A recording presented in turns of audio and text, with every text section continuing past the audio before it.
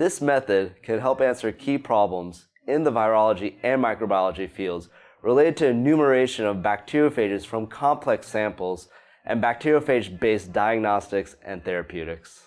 The main advantage of this technique is that it enables time-efficient and accurate quantification of a large number of samples from phage display biopanning experiments not feasible with traditional assays. Demonstrating the procedure will be Rashmi Mohanty and Jasmim Leal, graduate students from my laboratory.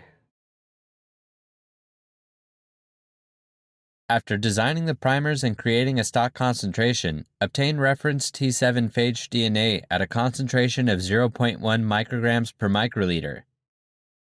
Using ultra-pure water, serially dilute this DNA tenfold from 1 million femtograms per microliter to 1 femtograms per microliter in 0.2 milliliter PCR tubes. Prepare 20 microliters of each concentration, making sure to change pipette tips and vortex the tubes between each stage of the dilution. Then convert the T7 phage reference DNA concentration from femtograms per microliter to genome copies per microliter.